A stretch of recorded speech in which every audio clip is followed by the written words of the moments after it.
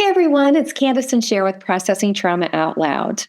Sher, last week we started a new topic about why do we become intentional about healing generational trauma, going from generational trauma to generational healing. And we kind of talked about lots of different things. And at the close of that, I let our listeners know that for today, I'm going to interview you more specifically about your journey. I'm going to start off with just asking you a few questions about what your healing journey has been like for you. And one of the things that I know about you is that, you were, I think, in your 30s, you mentioned, when you kind of got serious, not only that you knew you had a story, but that you wanted something different for not just you, but your generations. Yeah, I think when I was in my 30s, I was clear on what my story was. I think I always knew I had a story. I knew I had stuff that I wanted. Maybe I'll say from the time I was in junior high, I knew I had things that I was kind of working on and wanting to improve myself, wanting to be a better person, wanting to have nicer thoughts and not be as angry or, all the things. But I think I had some really good influential people in my life when I was in like ninth, 10th, 11th, 12th grade, high school years that who had a huge impact on me in kind of feeling like I think I know that I want to do life differently than the life that my parents have lived and the life that my grandparents lived. And I'm speaking specifically about relationally, having a sense of freedom and being healthy in relationships. Yeah. Yeah. Well, and let's just say that somebody is tuning in and they haven't really heard a lot of your story. And you grew up and experienced abuse of all kinds. Yeah. And you've done a lot of work around that. And so you are breaking out of patterns and generational trauma. But so I think when we had talked before, you said I think you were in your 30s when you showed up for therapy the first time. Mhm. And so, though you already knew you had things, what made you decide, okay, I think I'm going to go to therapy now? Yeah. Yeah. And actually, I should even say, Candace, that when I was in college, I actually saw a therapist for a few sessions. I kind of forget about this, I guess. I'm not sure why. It was one of the teachers at our college, and she would see students. And I was just going through a really difficult time at that point with depression, really, really down. And so I did meet with her a few times, and I don't know, somehow I got over the hump and then just went on, living, uh, my life until I got into my 30s. And I just felt like the walls were closing in. The stories from my childhood, the abuse that I experienced was overwhelming, and I didn't know what to do with it. And I didn't know how to I didn't even know how to process it. And so I made an appointment with a therapist and began meeting weekly for several years. And she really just helped me begin to identify so many, of the things that we even named last week. And I'm going to name one of those: generational shame. I carried so much shame that we really had many sessions where we talked about what is shame and what do you do with it. And yeah, so yes, I started in my 30s really just beginning to work on my story and taking a look at the things that had happened and being able to talk with someone about what I had experienced as a child. Mhm.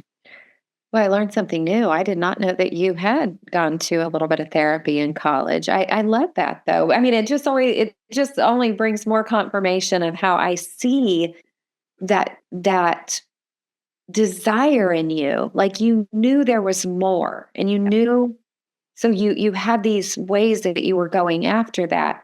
I did forget something I wanted to ask you about even before you went to therapy. I want to hear more if you want to share. I want to hear more about what happened for you when you read Dan Allender's book, The Wounded Heart, when you were 33. Yeah. If you want to share. Yeah, so I had a lot of the memories of my abuse were repressed. I didn't have conscious memory of them while I was going through my high school years and going through my college years. I knew that there was abuse there. I knew there were things, but I couldn't put my finger on what actually happened. And my sister was very much, we would talk with each other back, when I was much younger about were we abused but neither one of us could really remember. So when I was in my mid 30s, my memories came back kind of in a deluge kind of a way where all of a sudden, like I remembered many, many things that had happened to me. And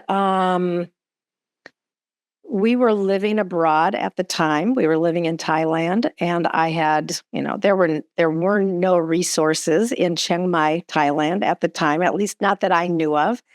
But someone mailed me Dan Allender's book, Healing for the Wounded Heart. And I began reading that book, which is all about healing from the trauma of sexual abuse. And I just remember the agony, really, of reading that book. I will call it agony. Like I would read a page and I hated it. I hated the stories. I hated the examples. I hated that this was being talked about, and I needed it. And I needed to turn the page and read the next page, but it was agony to turn the page and read the next page. So it just was it was an experience that was so helpful and so painful to realize that, wow, what I have experienced, okay, it's a real thing. Other people have experienced this too. And the stories are literally just heartbreaking. But I also felt I'm not alone. Yeah. So you had a little bit of time there where you were being seen, right? Just through the book. Yeah. And yet um and it helped you to not feel alone, but then it was still a few more years before you invited someone into that with you. Yeah. Yeah. And so you were in therapy for what, how many years? Yeah. 3 years I did therapy, and then I stepped away, and I shouldn't have. I think Mm. when I look back over my healing journey, I think that's my biggest regret, because I think I was being so significantly helped. And I think it's interesting. I told you, I think last week or a couple of weeks ago, that in many of my sessions, especially in the first year, probably that I did therapy, I would go in and sit down and I couldn't even talk. I I would say like 3 sentences, and it's like I was like I literally I couldn't speak. And this was many weeks that I would go in, and she, my therapist, would sit next to me, and she would just hold my hand or put her arm around me, and we would just sit there. And for many weeks before I could actually begin to um, put words to what was going on inside of me. Mm. So it was a very slow process for me of cracking open the stories of my childhood. And but anyway, I think what I was going to say is I met with her for 3 years and I stepped away. I was kind of influenced by a friend to step away, and that I would say is the biggest regret of my healing journey, because um, the direction that my life went for the next few years was really hard. And then there was like kind of this gap period of time before then I came back to story work many years later. Yeah. Yeah. I don't think I've ever heard you talk about just that transition of getting out of therapy and then, regretting it. But I don't know what came up for me when I heard that, because you specifically named that this person kind of influenced you. And this came up for me in the sometimes people like us broken. Mm, absolutely. Yeah. I've had a few significant people in my life who they liked me. They liked me broken. What do you think is behind that? Like, is it about because if we're broken, we need them? In my situation, I would say yes, because I needed them, and they liked having someone who needed them. Yeah. But then what happened is that then they also consumed my energy and consumed my goodness. Mhm. Yeah, and I think that's something we could actually do a whole episode on this. I think that when we, have unhealed wounds, and especially, because we can have people do that to us, and we can also do it to people, right? That's right. Where there's something of that we have significance if somebody needs us. And man, it's such a good motivator to say, like, so what is why am I drawn, right, to this certain person, and why? Mhm. And so I think I just feel sad that she kind of coerced you Yeah. out of something that was so good for you. Yeah. Yeah. It yeah, I have lots of I have had to do lots and lots of work around that, because it was just an extremely painful Mm. chapter of my life. Yeah. Yeah. And I think that's just bringing you back to why I asked if I could interview you. Mhm. How did you find the courage to keep going? Yeah. What? It's really interesting because there are a few qualities that I think that I have possessed that I don't know why I have possessed them. One is hope. Even as a little child, I always carried hope of a better day happening tomorrow. Like I just always had hope. And I have all through my life. I have through the darkest nights, I have almost always, maybe just a couple of periods of time when I really felt like hope was something I could not reach, but hope. And I think another is courage. And I will say that I do believe that the people who linked arms with me when I was in high school, my youth leader and her two college daughters, basically, who kind of adopted me into their family and just linked arms with me, but they showed me life can be done in a different kind of a way. And I think that from that point on, I think I have always had courage to get information or talk to someone or discover something. Like they were curious, I think, and they helped me discover things about myself that I didn't know. And I think that they helped me begin to become a more curious and a more courageous person about my own life. And I don't know why, but I have always through this all of the ups and downs, particularly of the last 5 years that you and I have walked together, Candace. Like and many aspects, especially those first couple of years where there was a lot of pain, Mhm. and I seemed to be very intentional. Like no matter what I was facing, I would do the next thing, and I would just keep doing the next thing or talk to the next person or tell the next story. And I don't even know if I know where that came from, but I'm really grateful for it because I think that courage and keeping on just taking one more step has been one of the things that has really changed my life. Yeah. Well, I think it came from the same place that it can come from for everyone, right? And at the core of who we are and how we're made and created, uh, we believe in the image of God that possesses certain. qualities: love, joy, peace, patience, kindness, goodness, gentleness, faithfulness, self-control, which we call the fruit of the Spirit in the Christian faith. And so, like, those are the things that we can develop, as a child, or they can get so covered up with hurt and pain and trauma and really literally turn us into who we're not, right? Yeah. And I love that you're mentioning that what you saw in these other people Yeah. made you think, well, there can be something different. Yeah.